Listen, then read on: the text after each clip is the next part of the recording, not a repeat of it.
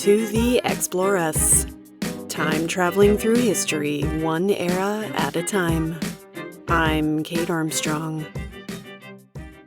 Last time, we explored the laundry list of duties a Tudor housewife is staying busy with at the homestead. Now it's time to venture beyond our domestic haven and find out what kinds of employment we ladies might be getting up to, and meet some boss women of business who aren't about to let the patriarchy keep them down.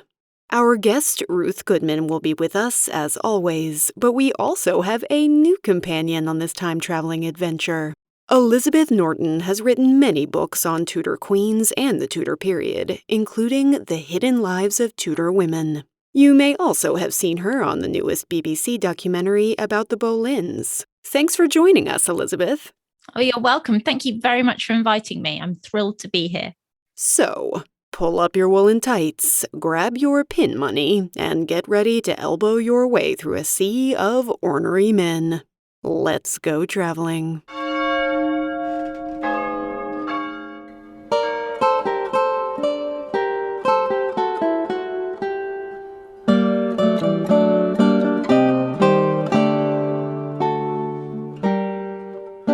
Most of the work women can do and make money from is defined by the domestic sphere. If we have surplus ale, or spun wool, or cheese, we might sell it as a kind of sideline. But a lot of us are focused on the complex and serious work of running the home. Few of us are working in a public-facing professional capacity. That said, getting a job is pretty much a rite of passage for most Tudor youths.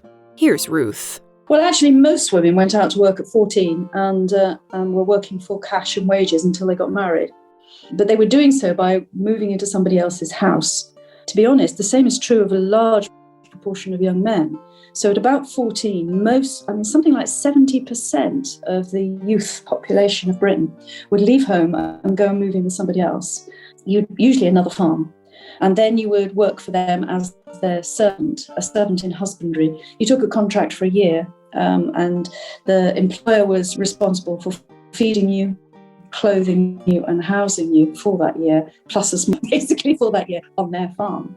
Usually, your parents will help you find your first placement, which will last for about a year. From there, you will move from placement to placement, with the work you're doing getting more and more specialized. The idea is that by the time a girl is getting married, on average, somewhere in our mid-20s, she has some money in her coffers and 10 years or so of learning in the domestic arts under her belt. This kind of placement can be hard to score in the finest households, as it's considered more prestigious amongst the nobility to have male servants. Henry VIII's household features only 2 working women, the trusted washerwoman and a confectioner. Who is this cake lady, and how did she snag such a plum job? It's a mystery.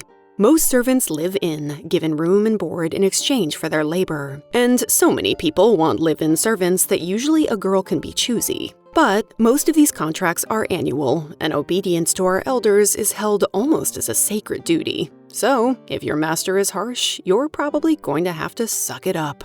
None of this is really considered a career as such. It's a transitional period from childhood to adulthood. So, what are the options for ladies who want a career of their own? To work independently, not in that sort of context, was much harder for women, although that was normal. Outside of that context, much more difficult. There wasn't really the sort of plain sewing market in quite the same way that there would be in later history. People didn't buy ready-made clothing, so clothing was usually made by a tailor who was a trained man, not an option open to girls. If you were a girl, the only sewing you'd be able to do would be underwear sewing, seamstressing. That really paid very poorly. You couldn't really support yourself much on that. For the enterprising lady willing to take the associated risks, there's always prostitution. Sex work occurs mainly in cities, and though it's mostly illegal, there are some licensed brothels in England's port towns. All you have to do is pay rent to the brothel keeper for the room, but you get to keep your earnings. And as always in the trade of fleshly favors, there is serious money to be made. But it's a dangerous proposition. You'll have to worry about disease, violence, pregnancy out of wedlock, and, of course, charges of immorality. You never know when the wrath of your community might come raining down. In the winter of 1567, a man named Henry Coo will give in to the siren song of his local brothel, run by one Mother Bodin. But when his wife finds out what he's up to, she will march on over and beat up Mother Bodin, who was offering Henry her daughter's services, while Henry slips away over the back fence. Don't worry, he'll be back a few days later, and this time an angry mob will chase him down and have him and Mother Bodin arrested for immorality. Punishments thrown at women of evil life are often severe. Sometimes they're subjected to the pillory, a fixed plank of wood that your head and hands are locked into. Uncomfortable and often painful, but also a public humiliation. Sometimes they're led through the streets in a Cersei Lannister-style walk of shame. One Agnes Dreyer in London is led through the streets wearing a hood over her head, while minstrels follow behind her, alerting all who hear them of her crime.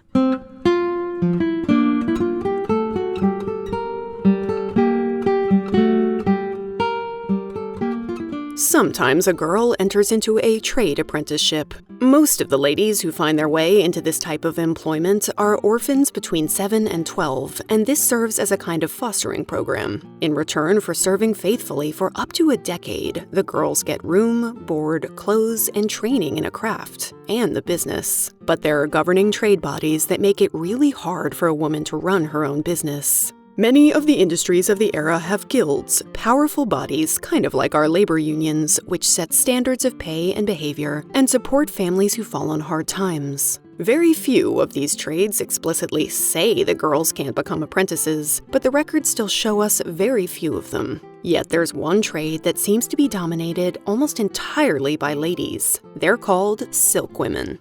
Silk women deal in raw silk thread and all the products that come with it, including points and laces used to cinch up our outfits. As we found out when we got dressed this morning, this can be a busy and lucrative trade. Silk women are recognized in the world of business and respected. This is true over in Europe too. In Paris, the silk women even have their own guild and take on female apprentices. Women are involved in other trades, but often not in their guilds, which limits their power and prominence. And because they don't have a voice there, they can't fight back against unfair treatment. Most women's work isn't paid very well or considered very prestigious. At the beginning of the Tudor period, a man could pull in about 4 pence a day. A woman, by contrast, could command just half that.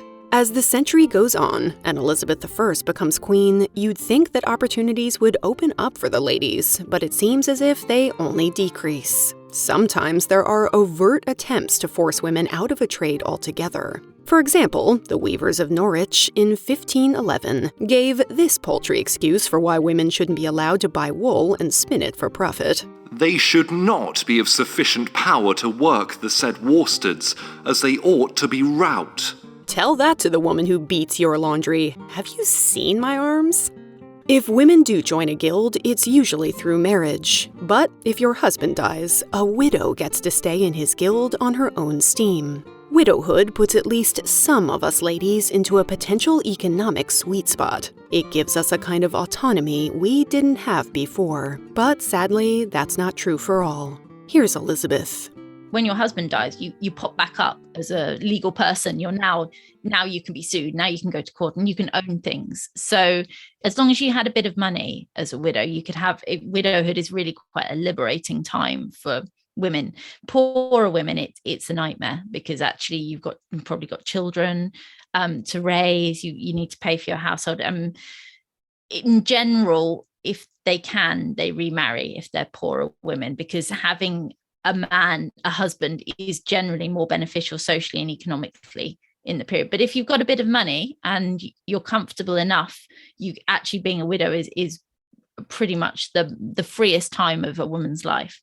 Of the 70 widows who were left printing shops in their husbands' wills during the Tudor era, some 50 end up getting rid of them within 4 years, but the rest keep on running them, operating a business that they aren't technically allowed, or at least aren't encouraged, to run. In this way, we see a tenth of the publishing industry run by women. Widows particularly can run companies because they'll often inherit the business from their husband. And there are many examples of widows running companies very, very successfully. In the 1520s, one Catherine Fenkel, the widow of a London draper, took over the family business. She's a particularly fabulous case. She wouldn't have been allowed to join the Drapers' Company, and she wouldn't have been allowed to set up in business as a single woman. But she's obviously worked with her husband and just very seamlessly takes over. She engages her own apprentices. She runs her own sort of small fleet of merchant ships. She's very, very successful. In fact, she's still not allowed to join the Drapers' Company, but she becomes effectively a guest of honor. She's always at the top table at the Drapers' Company feasts. Every year they would go and borrow her silver plate from her house to make their table look grander. So she's a really influential figure, but it's quite common for widows to take over businesses and in many cases run them very well.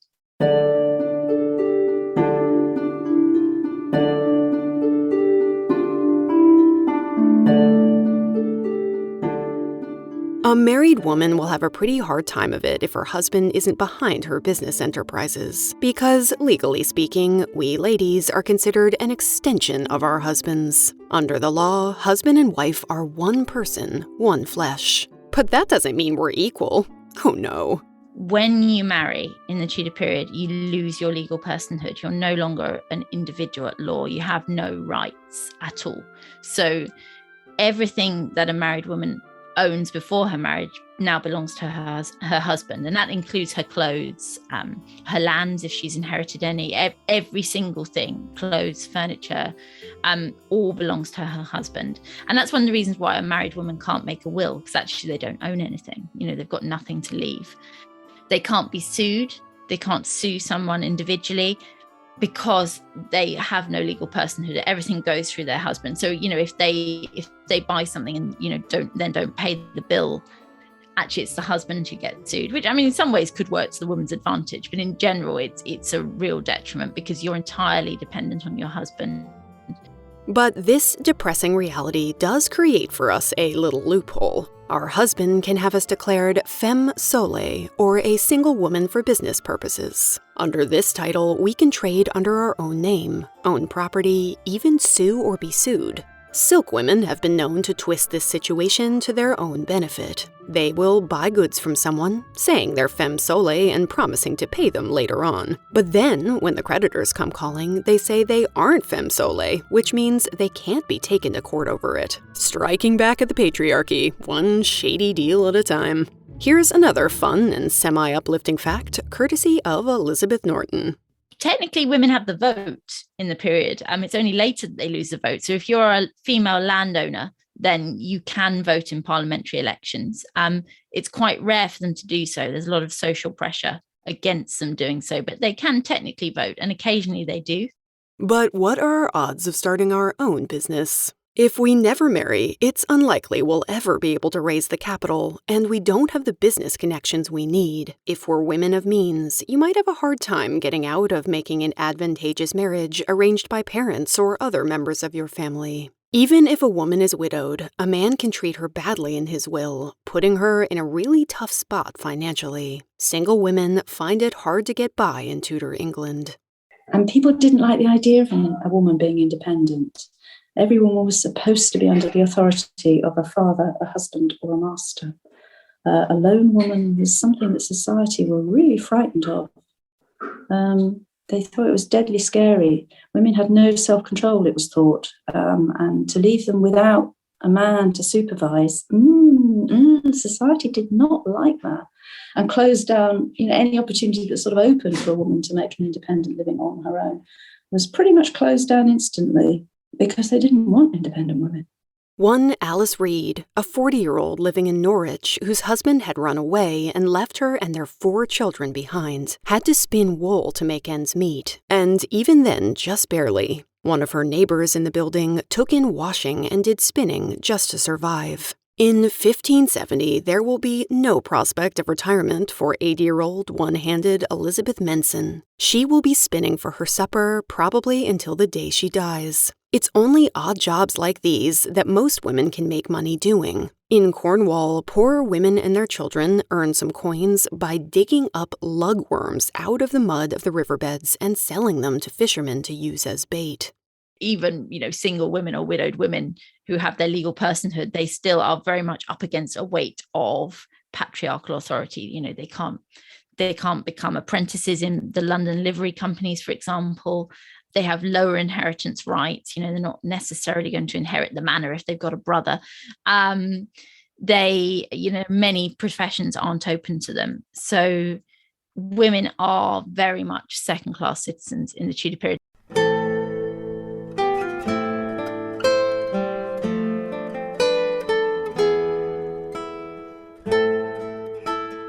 How do women feel about all this injustice? To understand that, we need to put aside our modern feminist lens. In this era, we're taught all our lives that our most important task is to be humble, meek, and obedient, to center our attention on hearth and home. We're brought up to believe that we are, in many ways, inferior to men. This starts from day one of our existence. Common wisdom of the day says that boys and girls receive their souls in the womb at different times. Girls are believed to obtain theirs at 90 days gestation, some 44 days later than a boy gets his. Our medical knowledge says that we ladies have the weaker vessel and that we're much more susceptible to all sorts of evil. And so we must look to the men in our lives to inform and shape us. I am utterly of the opinion, writes Thomas Lupset in 1535 in an exhortation to young men, that the man may make, shape, and form the woman as he will. And he isn't alone. Even educated, powerful monarch Elizabeth I doesn't think women are meant to be superior. In one of her most famous speeches, she says that, I know I have the body but of a weak and feeble woman, but I have the heart and stomach of a king, and of a king of England too. No, 100% she knew women were inferior to men. I mean, she sees herself as something of an exception. She's quite, she has this sort of manly courage. But again, all the kind of good qualities are male and all the negative qualities are female in the period. So yeah, everybody believed women were inferior to men. Our society expects us to live meekly and modestly. We're not supposed to ask probing questions. We aren't supposed to complain about our lot. We aren't supposed to have any pretensions. It's a difficult thing for the modern lady to swallow, but it's the prevailing attitude of the time.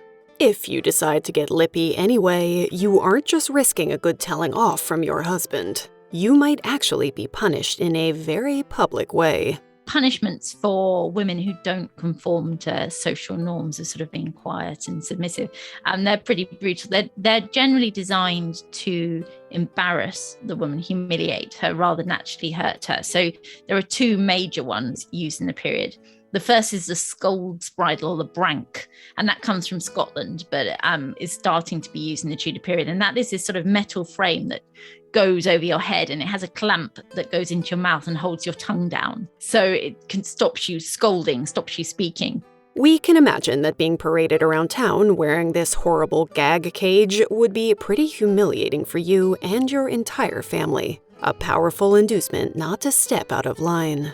More commonly, almost every parish would have one, is the ducking stool or the cooking stool. And what this is, it looks a bit like a seesaw or a catapult, and it's on wheels, and it will be wheeled to the woman's house, the offending woman, so the woman who has scolded or transcended some social norms. So it comes to the door of her house. She's then brought out and she's strapped onto a chair on one end of it, and then wheeled through the town. So paraded effectively, everyone will be jeering, they'll be laughing at her.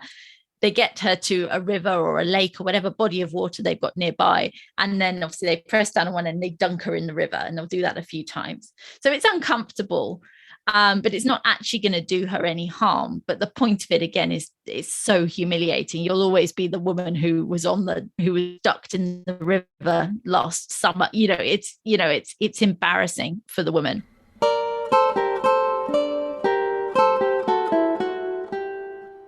But enough already with the male oppression. In our next and final chapter of our day in Tudor England, we're going to kick up our feet, have a feast, and have some fun. Until next time.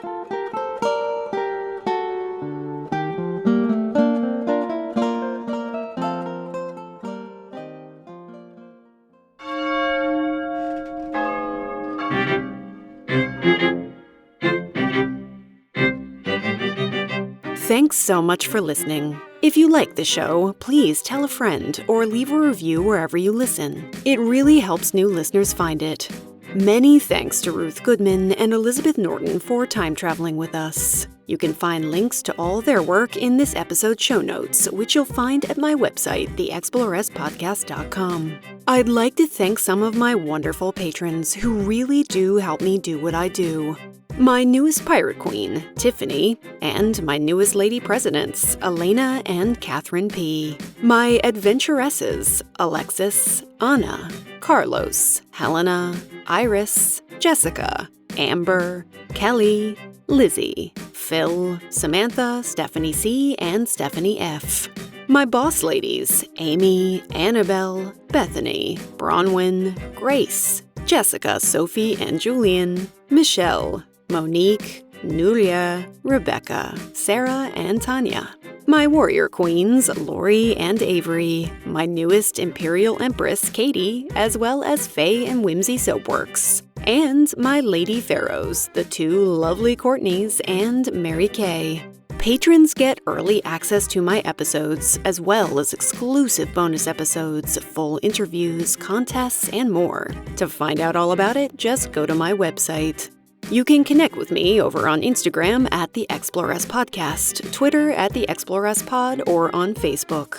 Music from this episode comes courtesy of guitarist John Sayles. Thanks to Mr. Explorers, as always, for my theme music and logo, and the following legends for their vocal stylings: Catherine Elliott, Jim DiBartolo, and Jordan.